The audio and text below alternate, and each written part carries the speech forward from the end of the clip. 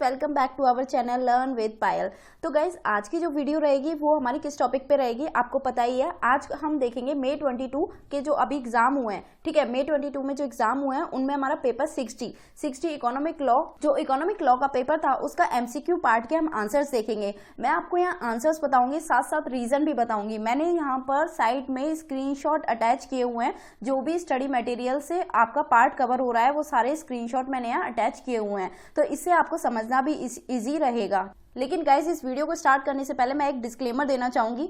ये जो आंसर्स है वो मेरे अकॉर्डिंग है, मतलब मेरा ओपिनियन है कि ये आंसर होने चाहिए। मैंने हर एक क्वेश्चन में अच्छे से टाइम लगाकर अच्छे से प्रोविजंस को पढ़कर, जहाँ डाउट है वहाँ प्रोविजन को कई बार पढ़कर तब मैंने डिसाइड किया है ये। ठीक है, तो मेरे अकॉर्डिंग ये आंसर है। अगर आपके अकॉर्डिंग कोई और आंसर है ना, तो ये मान के चलो आपके ही वाले ही सही है। ये मत सोचो डिमोटिवेट नहीं होने का है, क्योंकि आईसीआई का खुद का कंटेंट क्लियर नहीं है। आईसीआई स्टडी मटेरियल में कुछ और लिखता है, किसी स्टडी डाइजेस्ट में कुछ और लिखता है, तो हम लोग कैसे डिसाइड कर सकते हैं? हमें जितना पता है तो सब टीचर्स अपना अपना ओपिनियन बताएंगे। ठीक, वहाँ डिफरेंस ऑफ ओपिनियन होना जायज है। ठीक है, तो अगर आपको लगे आपका सही है तो आप अपना ही सही मानना। ठीक है, तो कोई दिक्कत नहीं है। तो लेट्स गेट स्टार्टेड। देख लेते हैं मेरे अकॉर्डिंग क्या क्या चीजें हैं, क्या क्या सॉल्यूशन है इस पेपर का। ऑब्जेक्टिव पार्ट ही हम डिस्कस करेंगे इसके अंदर। सबसे पहले हम देख लेते हैं क्वेश्चन नंबर 1।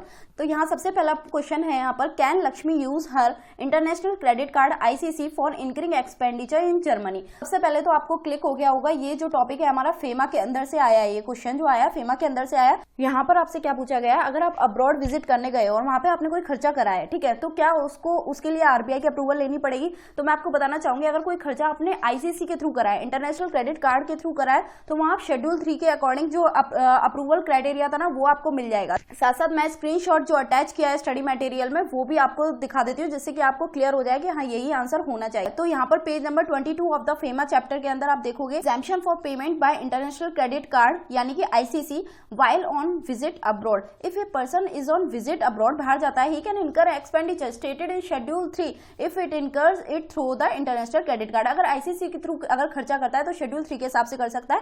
यानी वहां पे शेड्यूल 3 में आपने क्या पढ़ा था, $2,50,000 तक का आपको आरबीआई की अप्रूवल लेने की जरूरत नहीं है, लेकिन इससे ऊपर होता है तो आपको आरबीआई की परमिशन लेनी पड़ेगी। तो इसका आंसर जो है वो सी रहेगा। Yes, ICC can be use without the prior approval of the RBI. यहाँ पर जो लिमिट क्राइटेरिया है वो 2,50,000 के अंदर है, तो इसीलिए यहाँ पर आरबीआई की परमिशन लेने की जरूरत नहीं है, जो कि आपने शेड्यूल 3 में क्लियर पढ़ चुके हो। सेकंड हम देखेंगे, is the payment mechanism used by Anand for acquiring the villa in accordance with the FEMA. ये भी हमारा फेमा चैप्टर से आया। इसका जो आंसर रहेगा वो ए रहेगा। ए क्यों रहेगा?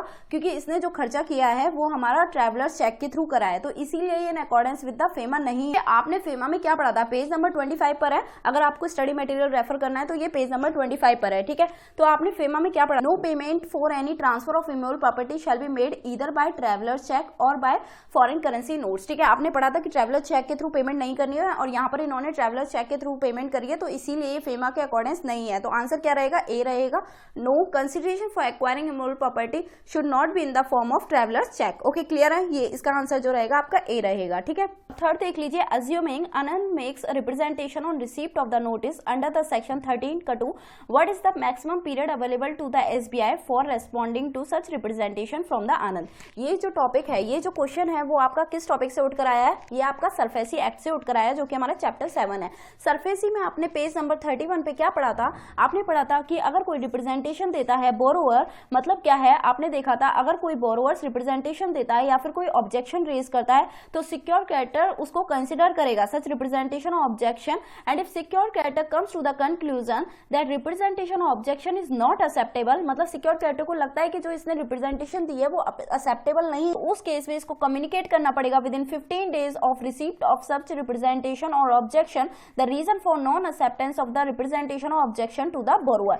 मतलब क्या है, बोरोवर अपनी रिप्रेजेंटेशन देगा, सिक्योर क्रेडिटर के मुताबिक अगर वो रिप्रेजेंटेशन सही नहीं है तो सिक्योर क्रेडिटर यहाँ पर कम्युनिकेट कर देगा, किसको कम्युनिकेट करेगा, बोरोवर को बता देगा रीजन फॉर नॉन एक्सेप्टेंस, कि मैं इसको क्यों एक्सेप्ट नहीं कर रहा हूं। अब क्वेश्चन हमसे पूछा है कि कितना मैक्सिमम टाइम, मैक्सिमम पीरियड पूछा गया है कि कितने टाइम के अंदर इसको बता देनी है। तो यहाँ पर जो हमारा टाइम है मैक्सिमम 15 days के अंदर यहाँ पर इसको कम्युनिकेट कर देना है। तो आंसर जो रहेगा वो आपका डी रहेगा 15 डेज। ठीक है, क्लियर है यहाँ तक। अब जो हम 4 और 5th ऑब्जेक्टिव देखेंगे उसके लिए जो नोट्स रहेंगे वो हमारा जो रहेगा पेज नंबर 74 पर है, जो कि हमारा सेक्शन 31 रहेगा। Provision of this act not to apply in certain cases, मतलब सरफेसी एक्ट जो है वो कहाँ कहाँ अप्लाई नहीं होगा। ठीक है, तो वो हम देखेंगे। सबसे पहले क्वेश्चन पढ़ लेते हैं। हमसे पूछा गया है, in view of invoking of SARFAESI act as given in the case study can SBI invoke the provision of the SARFAESI for non-payment of dues by Anand for another loan taken in the past for acquiring an agricultural land in the Idukki district। तो इसका answer जो है वो सी है, जो कि सी में क्या कहा है, no the above is outside the purview of the SARFAESI act. आपने देखा था एग्रीकल्चर लैंड पे हमारा सरफेसी एक्ट एप्लीकेबल नहीं होता। अगर आप ये पूछना चाहते हो कि ये कहाँ लिखा है तो मैं आपको बता दूं, पेज नंबर 74 पर आप सेक्शन 31 देखेंगे तो यहाँ नीचे जितने भी ये पॉइंट्स बताए गए हैं वो पॉइंट्स है जहां पर सरफेसी एक्ट नहीं एप्लीकेबल होता।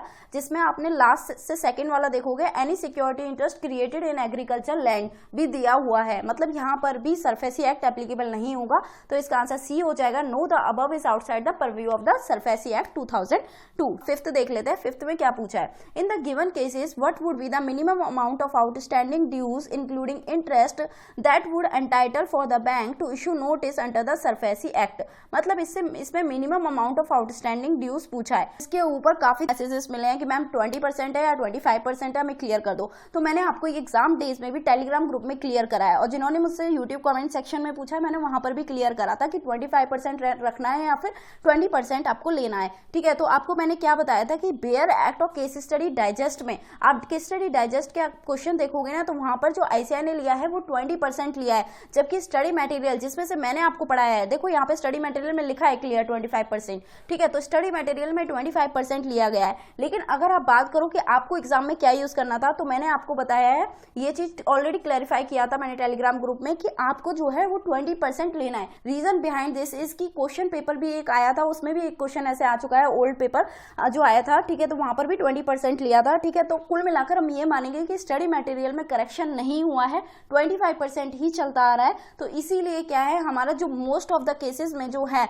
वो हमारा 20% है। आईसीआई से हम उम्मीद कर रहे हैं कि नेक्स्ट अटेम्प्ट में वो इसको मॉडिफाई कर लेगी और 20% ले आएगी। ठीक है, तो यहाँ पर जो हमारा प्रेफरेंस रहेगी वो हमारी 20% ही रहेगी। प्रेफरेंस क्या आना ही ये चाहिए, for amount due is more than 20% of principal amount and interest thereon. तो यहाँ पर जो लिमिट रहेगी वो 20% की रहेगी। लेकिन अगर आईसीआई का दिल बहुत बड़ा हो जाता है और उसे अपनी गलती रियलाइज हो जाती है कि अगर किसी बच्चे ने केस स्टडी डाइजेस्ट नहीं किया है, अगर सिर्फ स्टडी मटेरियल से वो पढ़कर गया है और उसने 25% वाले पे टिक लगा दिया है, अगर आईसीआई का दिल इतना बड़ा हो जाता है कि आपको बीट पर टिक लगाने पे भी मार्क्स मिल जाए तो वो अलग बात है। ठीक है, तो उसमें बहुत अच्छी ही बात होगी अगर मिल जाता है तो। बाकी इसका सॉल्यूशन जो आंसर जो रहेगा वो ए रहेगा। ठीक है, क्लियर है। सेकंड क्वेश्चन पर आ जाइए, 1 बाय 1 सारे ऑब्जेक्टिव्स देख लेते हैं सेकंड के भी। यहाँ पर है, assuming the allegation of the SNN against the Pandu are upheld, what is the potential penalty या punishment applicable for Pandu under the IBC 2016। IBC के अंदर आप पेनल्टी चार्ट क्लियर दिया हुआ है, वहां पर कुछ पेनल्टीज बताई हुई है। पेज नंबर 154 पर आपको रेफर करना है पेनल्टी चार्ट। तो उसमें फर्स्ट नंबर पे जो पेनल्टी दी हुई है वो यहाँ पर लग जाएगी। ये आपको सबको ही पता है कि imprisonment for a term of 3 से 5 साल का, fine ranging from 1 lakh to 1 crore और बोथ दोनों की पेनल्टी भी लग सकती है। ठीक है, तो इसमें आंसर जो रहेगा वो फर्स्ट रहेगा, इसमें कुछ समझाने वाली चीज नहीं है। ठीक है, तो सेकंड देख लेते हैं, what is the status of ACS regarding the invocation of IBC 2016 by ABC bank for the housing loan obtained by Arvind. ठीक है, तो इसमें ये पूछा था एसीएस जो है वो क्या रहेगा। एसीएस जो है वो इस केस में हमारा कॉर्पोरेट डाटा की डेफिनेशन में लाई करेगा, तो हमारा इसमें फर्स्ट आंसर हो जाएगा। ठीक है, तो इसमें आपका सेकंड वाले में ए आंसर आएगा। ठीक है, थर्ड देख लेते हैं, Pandu wanted to provide a free tablet for every student who undergoes a course with ACS and wanted to ensure that LMS platform is accessible. Tablet provided by the company and cannot be accessed through the web and the ACS refused to provide the LMS without the tablet. यहाँ जो की line है वो ये है, ACS refused to provide the LMS without the tablet। मतलब आपको tablet आपको अगर LMS लेना है तो आपको टैबलेट भी लेना पड़ेगा। What is the nature of the arrangement? तो आप खुद बताइए कि ये कौन सा नेचर बनकर आ रहा रहा है, ये आपका टाइन एग्रीमेंट है। टाइन एग्रीमेंट क्या होता है वो भी मैं आपको बता देती हूँ। कॉम्पिटिशन एक्ट का पेज नंबर 27 पर आप देखोगे टाइन एग्रीमेंट की डेफिनेशन लिखी हुई है। वो बोलता है includes any agreement requiring a purchaser of the goods as a condition of such purchase to purchase some other goods. अगर कोई कंडीशन लगा देता है किसी गुड्स को परचेज करने के लिए तो वो हमारा टाइन एग्रीमेंट बन जाता है, ठीक है। तो कुल मिलाकर आपका ये इसमें डी पार्ट आ जाएगा।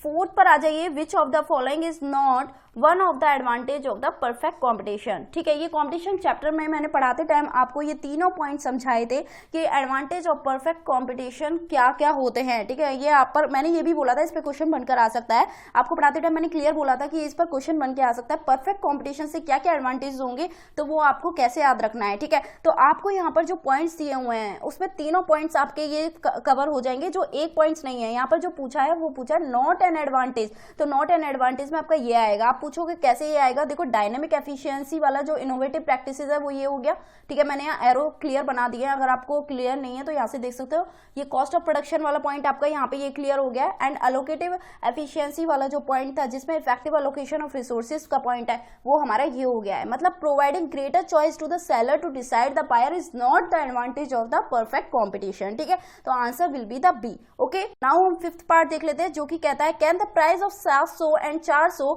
Respectively charge by the ACS be considered as a predatory pricing. पहले आपको यहाँ पर ये टर्म क्लियर होना जरूरी है कि प्रीडेटरी प्राइसिंग होता क्या है। तो मैंने आपको वहां पर हिंदी में भी बोला था कि प्रीडेटरी प्राइस का मतलब है कोई भी ऐसा प्राइस जो आपकी कॉस्ट से कम है, मतलब आप ऐसा प्राइस चार्ज कर रहे हो कि जो आपकी खुद की कॉस्ट है उससे भी कम है, तो वो हमारा प्रीडेटरी प्राइस होता है। तो यहाँ पर क्या बात करी है कि क्या वो प्रीडेटरी प्राइस कंसिडर करा जाएगा, तो इसका आंसर रहेगा नो। क्यों नो? बिकॉज इस केस स्टडी में जो प्राइस चार्ज करा है वो प्राइस इतना है कि अपना कॉस्ट को कवर करा है, कॉस्ट से कम चार्ज नहीं किया है प्राइस, तो उसे प्रीडेटरी प्राइस नहीं माना जाएगा। तो इसका आंसर होगा no, because price charge recovers the cost incurred, ठीक है। तो आपकी टोटल हमारी 2 केस स्टडी कंप्लीट हो चुकी है। एमसीक्यू पार्ट थर्ड में सबसे पहला क्वेश्चन पूछता है evaluate and identify whether any of the below mention are benami transaction under the PPPT act assuming, ठीक है। तो मान के इसमें पूछता है कि इनमें से कौन सी ट्रांजैक्शन हमारी बेनामी ट्रांजैक्शन रहेगी। पहली बात तो बेनामी ट्रांजैक्शन बताने से पहले इसका क्राइटेरिया क्लियर होना आपका जरूरी है। यहाँ पर हम 2 चीज चेक करते हैं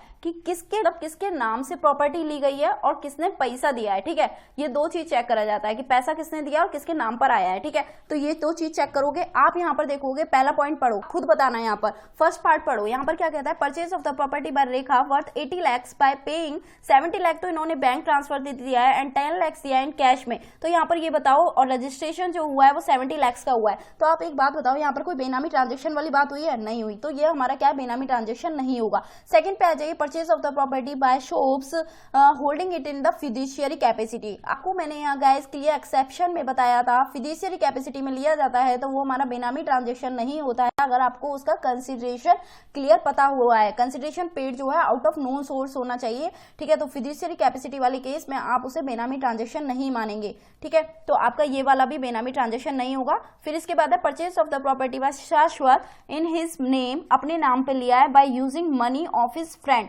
ठीक है। तो आप बताओ यहाँ पर नेम किसका है? नेम जो है वो शाश्वत का है और जबकि पैसा किसका है? पैसा जो है फ्रेंड का है, ठीक है। तो यहाँ 2 अलग पार्टी हो गई, तो ये हमारी कुल मिला के बेनामी ट्रांजेक्शन बन गई, ठीक है। अगर ये हमारा सेम चीज होती, नेम मतलब आप अगर शाश्वत के नाम पर है और शाश्वत ने ही पैसे दिए तो वो हमारा बेनामी ट्रांजेक्शन नहीं होता, लेकिन नाम किसी और के पे है और पैसा किसी और ने दिया है तो वो हमारा बेनामी ट्रांजेक्शन होता है। तो यहाँ थर्ड हमारा आंसर हो गया। बाकी हम फोर्थ को भी देख लेते हैं। फोर्थ में क्या कहता है? Purchase of the property by Shashwat in the name of his mother and himself, ठीक है। तो यहाँ पर क्या ये मदर के नेम पे मतलब एक तरीके से जॉइंट में लिया है, name of his mother and himself joint में लिया है। क्या ये लेना अलाउ होता है? तो फिर से नोट्स पर आ जाइए। यहाँ पर मैंने आपको बोला है ब्रदर सिस्टर लीनियर असेंडेंट और डिसेंडेंट में ले सकते हो and they may be appear to be a joint owners, ठीक है। कोई दिक्कत नहीं है, वो आपको अलाउ होगा। ये हमारे यहाँ एक्सेप्शन पार्ट में थे, ठीक है। तो आपको ये मैंने क्लियर अच्छे से वीडियो में समझाया था, इसीलिए मैं आपको बार बार बोलती हूँ कि अपने कंसेप्ट को पहले क्लियर रखिए। अगर आपको कोई भी चीज अगर कंसेप्ट क्लियर होंगे तो आपके आंसर्स अल्टीमेटली खुद से हो जाएंगे। ऑब्जेक्टिव क्वेश्चन तो आप नोटिस भी कर रहे हो, तो काफी सीधे सीधे क्वेश्चन आया है यहाँ पर। आई होप आपने अच्छा स्कोरिंग किया होगा। तो इसका आंसर आपका सी। इस क्वेश्चन में पूछा है what is the latest date by which DMDPL must realise the full value of the medical coding software और exported by through the electronic mode. इसने इलेक्ट्रॉनिक मोड के थ्रू एक एक सॉफ्टवेयर की सेल करी है। अब बात आती है कि इसकी वैल्यू इनको रियलाइज करनी है, ये फुल वैल्यू मैक्सिमम कितने टाइम के अंदर इसको रियलाइज कर लेनी चाहिए, what is the latest date पूछा है। ठीक है, तो आपको गाइज आपने यहाँ पर ये कंसेप्ट पढ़ा था, period with in which export value of the, चाहे गुड्स की हो, चाहे सॉफ्टवेयर की हो, चाहे सर्विसेज की हो, टू बी रियलाइज, कितने टाइम के अंदर रियलाइज करनी 9 के अंदर कवर था। ऑर्डिनरी केसेस में आपको 9 मंथ्स बताए गए थे, लेकिन अगर आपने goods are exported to a warehouse establish outside India तो उस केस में 15 मंथ्स लिया गया था। अब बात करते हैं 9 मंथ्स और 15 मंथ्स कहाँ से कंसीडर करना है, तो मैं आपको बता दूं 9 मंथ्स जो है from the date of the export लिया जाएगा और 15 मंथ्स जो है from the date of shipment लिया जाएगा ऑफ द गुड्स। तो इसके अकॉर्डिंग बनता है 9 months from the date of export. ठीक है, फ्रॉम डेट ऑफ एक्सपोर्ट आप ले लोगे। ठीक है, लेकिन मैं आपको यहाँ एक चीज और बताना चाहूंगी, आप ये देखोगे ना, ये पेज नंबर हमारा है 5.58।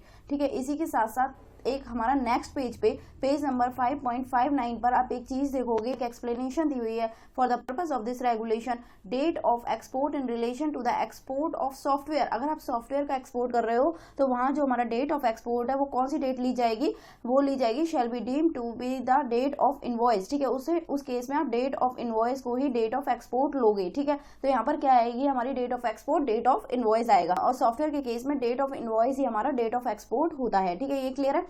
तो अब डेट ऑफ इनवॉइस देखिए, हम केस स्टडी में जाएंगे क्या दिया हुआ है। यहाँ पर देखो, यहाँ पर दिया हुआ है इन्होंने एक्सपोर्ट करा है latest medical code one of the customer over the electronic media. ठीक है, फिजिकल फॉर्म में नहीं किया है, इलेक्ट्रॉनिक मीडिया में किया है। और आपने क्या देखा था वहां पर, आपने नोट्स में देखा था कि ठीक है अदर देन फिजिकल फॉर्म करोगे ना तो ही हम डेट ऑफ एक्सपोर्ट यहाँ पर डेट ऑफ इनवॉइस लेंगे। ठीक है, तो हमारा अदर देन फिजिकल फॉर्म ही है, इलेक्ट्रॉनिक मीडिया में इन्होंने सेल किया है, तो ये हमारी डेट ऑफ एक्सपोर्ट है। फॉर विच द इनवॉइस जो रेज किया है वो हमारा 5 जुलाई को करा है। तो यहाँ पर हम कौन सी चीज लेंगे, डेट ऑफ इनवॉइस लेंगे, ना कि डेट ऑफ एक्सपोर्ट। यहाँ पर आपको कंफ्यूजन हो सकता है क्योंकि जिन्होंने वो नोट्स में नीचे जो लाइन है वो क्लियर नहीं है, वहां पर वो लोग इस चीज के अकॉर्डिंग यहाँ से 9 मंथ्स कंसिडर कर आए होंगे, जबकि हमें ये नहीं लेना है, हमें ये लेना है। ठीक है, तो 5 जुलाई से आप अगर 9 मंथ्स देखोगे तो ये कितने टाइम के अंदर होते हैं, ये आएंगे 9 मंथ्स आपके 5 अप्रैल। ठीक है, 5 अप्रैल को आपका ये कंप्लीट हो जाएगा। आंसर देख लेते हैं गाइस, यहाँ पर आंसर जो रहेगा वो हमारा ए रहेगा। आप थर्ड देख लेते हैं, whether the immovable property purchase by Shashwat in Noida in the joint name of himself and his wife is valid under the PBPT act. अब एक बात बताइए, जॉइंट में ले रहा है वो अपने नाम पर एंड अपनी वाइफ के नाम पर, तो क्या ये वैलिड रहेगा? तो आप फटाफट से खुद ही बताइए कि वैलिड रहेगा या नहीं रहेगा। जी हाँ, ये वैलिड रहेगा, because the payment was made through a debit entry in the non resident account of शाश्वत। ऊपर केस स्टडी में क्लियर लिखा हुआ है कि इन्होंने जो पेमेंट की है वो debit entry to the non resident account of Shashwat की है। ठीक है, तो एनआरए अकाउंट से हुई है तो कोई दिक्कत नहीं। इस पर अगर आप देखोगे तो हमारा ये एग्जाम्पल भी है स्टडी मटेरियल में, जहां पर बोलता है एक्स नॉन रेसिडेंट इंडियन है purchase a flat for 50 lakhs in the joint name of his brother mister Y and himself from his NRE account. ठीक है, अपने एनआरई अकाउंट से देता है, यानी कि इनका सोर्स नोन है। अगर आप यहाँ पर लिखा होता ना फ्रॉम पेमेंट जो करिए फ्रॉम एनी अननोन सोर्स, तो यहाँ पर इसे बेनामी ट्रांजेक्शन मान लेते हैं, लेकिन इन्होंने एनआरई अकाउंट से किया है, यानी इनका सोर्स नोन है, तो ये बेनामी ट्रांजेक्शन नहीं होगी। तो ऐसा ही सेम, मतलब ये एक इसी की तरह एग्जाम्पल फ्रेम किया है, मैं ये नहीं बोल रही, सेम एग्जाम्पल है। ठीक है, इसी की तरह फ्रेम किया है। यहाँ पर भी ये क्या बोला है, इन्होंने जो पेमेंट करी है अगर वो इससे करी है तो इनका क्या है, सोर्स नोन है। ठीक है, सोर्स नोन है, तो ये हमारी ट्रांजेक्शन जो रहेगी वो वैलिड रहेगी। अगर अननोन सोर्स लिखा होता ना तो वो हमारी बेनामी ट्रांजेक्शन बन जाती है और हमारी वॉइड हो जाती। ठीक है, यहाँ तक क्लियर है गाइस। मैंने यहाँ कोशिश करी है आपको अच्छे से रीजंस के साथ समझा सकूं। ठीक है, लेकिन फिर भी अगर आपको लगता है ना कि मेरा कोई पॉइंट गलत है तो हो सकता है, मैं क्लियर बोल रही हूँ, हो सकता है गलत, ये मेरे अकॉर्डिंग आंसर है। बार बार एक ही चीज बोलूंगी कि ऐसे को खुद अपनी किसी चीज में श्योरिटी नहीं है कि स्टडी मटेरियल में कुछ और दे रहा है कि स्टडी डाइजेस्ट में कुछ और दे रहा है, तो हम कौन है, हम तो उसके छोटे छोटे बच्चे हैं, तो हमसे तो गलती हो सकती है। ठीक है, अगर आपको अपने अकॉर्डिंग ठीक लगता है तो उसे ही ठीक समझना। ठीक, नेक्स्ट देख लेते हैं fourth, when evaluating the character of the transaction and the intention of the person contributing the money to acquire a property and identifying it is a benami transaction और not, which is the following not a relevant criteria. मतलब benami transaction है या नहीं, इनमें इस चीज को decide करने के लिए कौन सा क्राइटेरिया जो है वो रिलेवेंट नहीं है। तो आप देखोगे ये जो हमारा चैप्टर है ना पीपीपीटी एक्ट, तो उसमें क्या है, पेज नंबर 10 पे जाओगे, केस 1 देखोगे, वहां पे क्लियर लिखा हुआ है question to what intention was to be decided on. इसमें क्या है, हमारे जो ये 3 पॉइंट्स है, ठीक है, वो हमारे तीनों यहाँ कवर है। ठीक है, ये वाला ये वाला ये वाला तीनों हमारे यहाँ पर कवर है। ठीक है, फोर्थ जो है वो है difference if any between the actual consideration and the value eight which registration is made. ये वाला पॉइंट यहाँ पर कवर नहीं है, तो हमारा क्या है, यही पूछा गया है कौन सा रिलेवेंट क्राइटेरिया नहीं है। ये नहीं पूछा रिलेवेंट क्राइटेरिया कौन सा है। रिलेवेंट क्राइटेरिया तो हमारे ये 4 हैं, इस बेस पे डिसाइड करने होते हैं। ठीक है, तो 3 तो हमारे आ गए इसमें, लेकिन चौथा जो है वो हमारा रिलेवेंट क्राइटेरिया नहीं है, तो हमारा इसका आंसर जो रहेगा वो 4th रहेगा। 5th पर आ जाइए, अज्यूमिंग दैट द शाश्वत purchase the shares in the name of his wife out of the sale proceeds of immovable property purchased by Shashwat in Patna and not held jointly with his mother, then whether shares can be termed as the बेनामी property। क्या shares को बेनामी property बोला जाएगा? जो shares purchase कर रहे हैं ना इसने अपनी वाइफ के लिए, क्या उसे बेनामी प्रॉपर्टी बोला जाएगा? देखो मेरे अकॉर्डिंग इसका आंसर नो है, लेकिन यहाँ मुझे थोड़ा बहुत लग रहा है कि ये भी हो सकता है, लेकिन मैंने जितना अपना दिमाग लगा के देखा तो मुझे इसका आंसर नो ही मिलकर आ रहा है। वो मैं आपको रीजन बता देती हूँ कि मुझे इसका आंसर नो क्यों लग रहा है। देखो बेनामी ट्रांजेक्शन में आपने वहाँ एक्सेप्शन पार्ट देखा था, क्या एक्सेप्शन लिखा हुआ था? Any person being an individual in the name of his spouse और in the name of child of such individual ले सकता है, कोई भी प्रॉपर्टी ले सकता है स्पाउस के नाम पे या फिर चिल्ड्रन के लिए, लेकिन कंसिडरेशन जो है वो नोन सोर्स होना चाहिए। जो मैं अभी ऊपर भी आपको समझाया, कंसिडरेशन उसका नोन पता होना चाहिए कि कहाँ से ये पैसा आया है। तो इसमें क्या है, अगर आप समझने की कोशिश करो तो ये जो कंसिडरेशन है, देखो पहली कंडीशन थी हमारी कि स्पाउस के लिए ले सकता है, तो यहाँ पर परचेज करे इसने shares in the name of spouse. ठीक है, तो ये हमारा कोई दिक्कत नहीं है, ये चीज सेटिस्फाई हो गई। लेकिन इसने जो परचेज किया ये shares out of the sale proceeds किए ऑफ द इमोल प्रॉपर्टी जो कि परचेज करी गई थी बाय द शाश्वत इन द पटना, यानी कि सोर्स इसको पता है, यहाँ सोर्स पता है कि ये शेयर्स को जो परचेज किया है ये पैसा आया कैसे, इसका सोर्स नोन है कि ये जो है हमारी प्रॉपर्टी है जो इसने खुद ने हेल्ड की हुई है। तो यहाँ पर ये भी हमारा क्राइटेरिया सेटिस्फाई होता है। तो इस केस में क्या है, हमारी ये बेनामी ट्रांजेक्शन के एक्सेप्शन पार्ट में आ जाता है, और जब हमारा एक्सेप्शन पार्ट में होता है तो हमारा क्या है, वो हमारी बेनामी ट्रांजेक्शन नहीं होती है। तो ये वाला पॉइंट था, ये जो मैं भी समझा रही थी कि ठीक है स्पाउस के नाम पर भी ले सकता है, चाइल्ड के नाम पर भी ले सकता है, लेकिन सोर्स जो है नोन होना चाहिए, तो हमारी बेनामी ट्रांजेक्शन नहीं होगी। तो अकॉर्डिंग टू माई ओपिनियन इसका आंसर जो है वो नो होना चाहिए। बाकी देखते हैं ऐसे इसका क्या आंसर देता है, सजेस्टेड आंसर जब आएंगे तभी क्लियर हो पाएगा। ठीक है, तो अभी जो मेरे को लग रहा है वो ये लग रहा है। 4th केस स्टडीज पर आ जाएगी जो कि हमारे May 19 के पेपर से बनकर आई हैं। यहाँ पर क्या है, as per the provision of RERA collection of cash by the decorate interior for the interior work modular kitchen supplying fan and the lights etcetera. तो ये बताना है कि जो इन्होंने कैश कलेक्ट करा है क्या वो हमारा एप्रोप्रिएट रहेगा, तो इसका आंसर रहेगा C, may be appropriate since the provision of RERA not applicable. जो हमारे यहाँ पर डेकोरेट इंटीरियर है ना, ऊपर केस स्टडी के अकॉर्डिंग जो हमारा क्राइटेरिया है जो हमारे रेरा के एप्लीकेबिलिटी के वो सेटिस्फाई नहीं करता है, इस पर रेरा एप्लीकेबल नहीं होगा, तो फिर ये किसी भी मोड से दे, इस चीज से किसी भी मोड से कलेक्ट करे तो इस चीज से कोई फर्क नहीं पड़ेगा। तो ये may be appropriate since the provision of RERA not applicable. Second देखेंगे, evaluate the view of the neighbour construction relating to the payment of the water and electricity charges by the allottees. ठीक है, तो नेबियर construction का क्या view जो बताया है उसने, तो क्या वो सही है या नहीं सही है, तो वो हम देखेंगे। लेकिन यहाँ पर जो ये टॉपिक है ये हमारा पेज नंबर 2.40 यानी रेरा के पेज नंबर 40 पे आप जी नंबर पॉइंट देखोगे, वहां पर क्लियर लिखा हुआ है और बताया है कि प्रोमोटर की लाइबिलिटी रहेगी यहाँ पर, मतलब प्रोमोटर जो है वो ऑल आउट गोइंग्स पे करेगा until he transfer the physical possession. जब तक फिजिकल पोजेशन नहीं दे देता तब तक उसी की जिम्मेदारी बनेगी कि वो सारा पेमेंट करे। ठीक है, इसमें सारे खर्चे ऐड करे including land cost, ground rent, municipal and other local taxes वगैरह सारी कुछ दिया हुआ है। आपका इलेक्ट्रिसिटी और मेंटेनेंस भी इसके अंदर कवर है, तो इसको प्रोमोटर को पे करने पड़ेंगे जब तक कि वो ट्रांसफर नहीं कर देता फिजिकल पोजेशन को। तो इसका answer will be the B, the promoter is liable for making the payment for the water and electricity charges until the physical possession is transfer to the allottees. ठीक है, तो clear है guys, इसका B रहेगा। Which of the following entities are not obligated to provide information under the section 12A of the POMLA Act? इसका answer कि ये B होना चाहिए। ठीक है, मैं यहाँ पर कंफ्यूज हूँ कि बी होना चाहिए डी होना चाहिए, क्योंकि ऐसा कुछ मुझे स्टडी मटेरियल में देखने को नहीं मिला है ऐसा कंटेंट। लेकिन यहाँ पर क्या है, हमारा केस स्टडी फ्रेम हुई है, केस स्टडी 25 आप देखोगे उसका क्वेश्चन नंबर 5 में ये सेम MCQ पूछा है और उसका आंसर जो है वो ICAI ने ये दिया है, रियल एस्टेट इन्वेस्टमेंट ट्रस्ट। ठीक है, रिट दिया हुआ है, जबकि रिट को अगर आप देखोगे रेट हमारा इंटरमीडियरी में आता है और इंटरमीडियरी जो है हमारी रिपोर्टिंग एंटिटी होती है, कायदे से इनको 12A के अंदर इंफॉर्मेशन प्रोवाइड करनी चाहिए, ठीक है। तो लेकिन यहाँ पर क्या है, ICNS का आंसर ये लिखा है, तो अब मैं क्या ही बोलूँ, ठीक है। तो ICNS का आंसर ये दिया है, बाकी मुझे जो लगता है वो ये होना चाहिए, ठीक है। इसमें पूछा क्या है, हमारा 12A के अंदर रिपोर्टिंग एंटिटी कौन कौन सी, देखो जो भी हमारे बिजनेस कैरी करती है वो सब हमारी रिपोर्टिंग एंटिटी होती है। तो रनिंग का कसिनो, तो ये हमारा रिपोर्टिंग एंटिटी में आ जाएगा, ये भी आ जाएगा इंटरमीडियरी के अंदर, ये भी इंटरमीडियरी में आ जाएगा, तो मोस्ट प्रोबेबली बी होना चाहिए। अब बात करते हैं मार्क्स किस पर मिलेंगे, तो मुझे ऐसा लग रहा है डी लगाने वाले को मार्क्स मिलेंगे, क्योंकि ऐसे अपने जो क्वेश्चन पेपर हैं उसी हिसाब से जो आंसर्स रहते हैं उन्हीं को मार्क्स देना प्रेफर करता है, वैसे आंसर देने वालों को मार्क्स देना प्रेफर करता है। तो आई थिंक डी वालों को इस पर मार्क्स मिलेंगे। बाकी देखते हैं कि ऐसे क्या इसमें चेंजेस करके लाएगा सजेस्टेड आंसर्स जब आएंगे। 4 देख लेते हैं, इसमें कहता है post demonetisation the intermediary help many of the customers in exchanging their old currency notes with the newly issued currency, is he liable for the punishment under any of the provisions of the law applicable in India if total value involve in such transaction less than 100 lakh, ठीक है। अगर amount जो है वो हमारा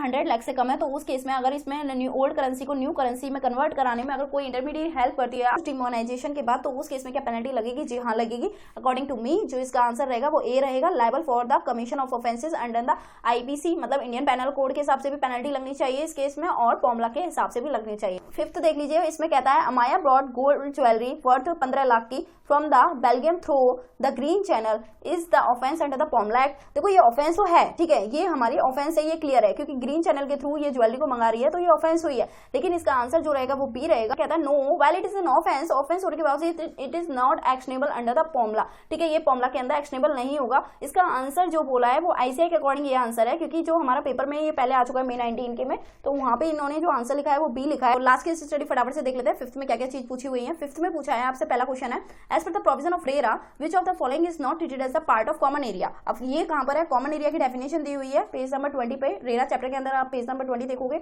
तो वहां common area की डेफिनेशन दी हुई है। लेकिन आप अगर उसमें ये चीजें सर्च करने बैठोगे तो आपको नहीं मिलेगा कि आपको ये एग्जैक्ट वर्ड मिल जाए, नहीं मिलने वाली, ठीक है। कॉमन एरिया का मतलब मैंने आपको क्या समझाया था, आपको जो मैंने स्टडी मटेरियल पढ़ाया था, तो कॉमन एरिया का मतलब बताया था ऐसा एरिया जिसको कॉमनली दूसरा पर्सन भी यूज कर सके। वो उस एरिया को आप ये नहीं कह सकते कि ये सिर्फ मेरा है, जैसे कि आपका रूम आपका हो सकता है, लेकिन आपका कोई प्ले एरिया है, मतलब कोई गार्डन है, ठीक है, लेकिन अगर आपका कोई गार्डन है तो उसे आप कॉमन एरिया में लोगे।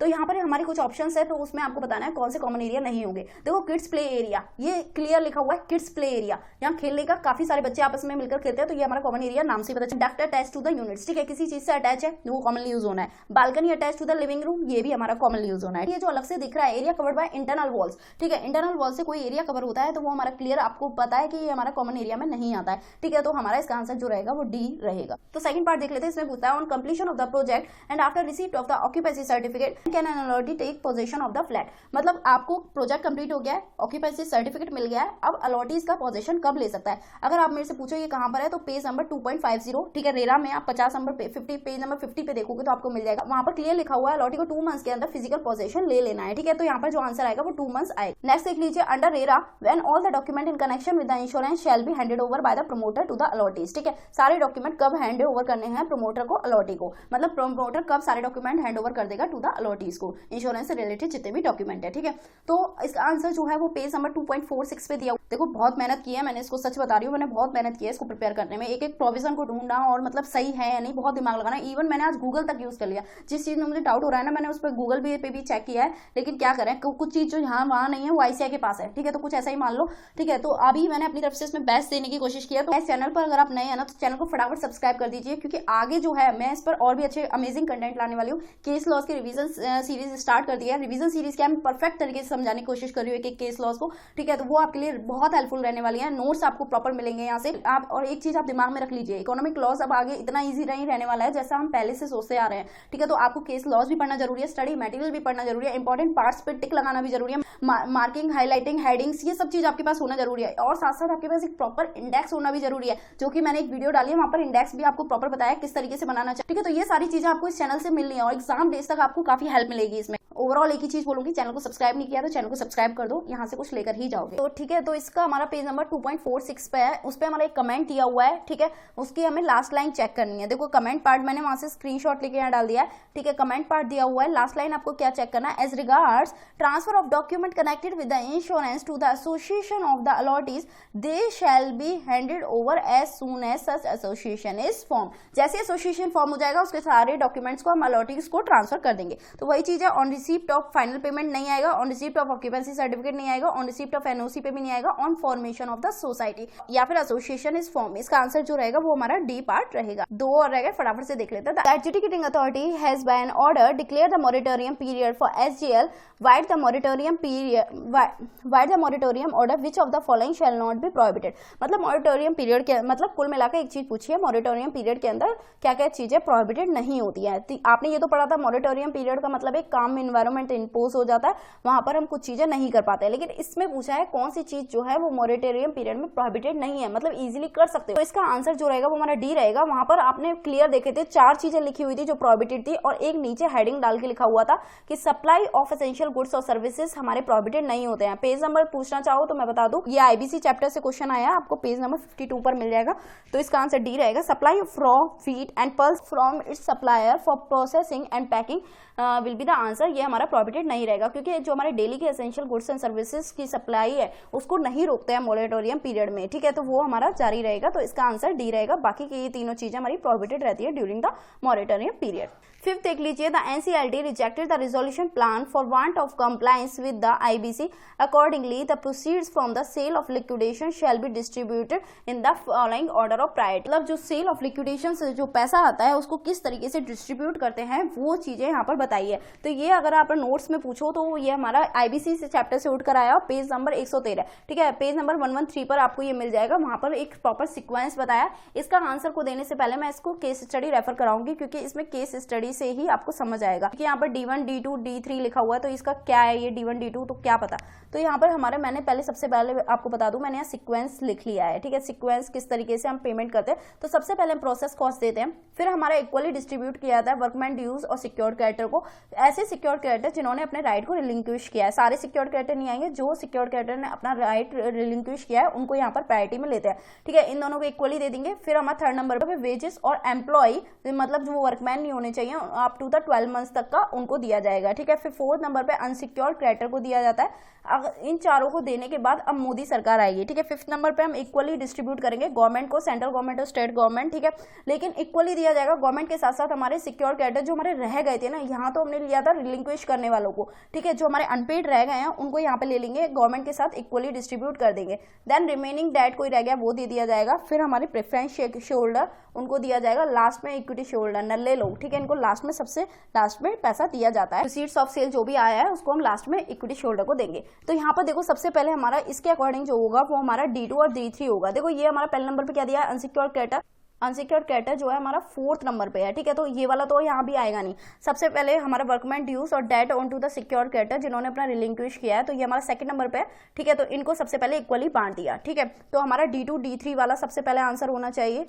फिर इसके बाद देखेंगे हमारा फिर आना चाहिए अनसिक्योर्ड क्रेडिटर को। लेकिन आंसर में आप देखोगे इसके बाद हमने ये नहीं लिया है, क्योंकि हमारे जो आंसर्स दिए हुए हैं ना वो कुछ इस तरीके से फ्रेम है कि यहाँ पर हमारा D2 D3 इक्वली वाला किसी में भी कवर नहीं है, D2 D3 वाला यहाँ कवर है। तो इसीलिए हमें इसी आंसर पे टिक लगाना होगा। देन D5 एंड D4 को हम इक्वली बांट देंगे, जो कि D5 एंड D4 हमारा किस चीज से रिलेटेड था। D5 और D4 है वो हमारा सेंट्रल गवर्नमेंट और सिक्योर क्रेडिटर जो भी हमारे अनपेड रह गए थे उनको इक्वली बांटने से रिलेटेड है। तो इसीलिए हमने ये वाला लिया है। ठीक है, तो आंसर हमारा डी रहेगा। तो गाइस सारे केस लॉज के मैंने सारे MCQ आपको समझाने की कोशिश करी है। मैंने यहाँ सिर्फ ये नहीं बताया है कि कौन सा ऑप्शन आएगा, मैंने यहाँ साथ साथ आपको स्क्रीनशॉट अटैच करके बताया कि प्रोविजंस जैसे कि आप रेफर भी कर सको, आपको कॉन्फिडेंस आए कि हाँ आपने सही किया है।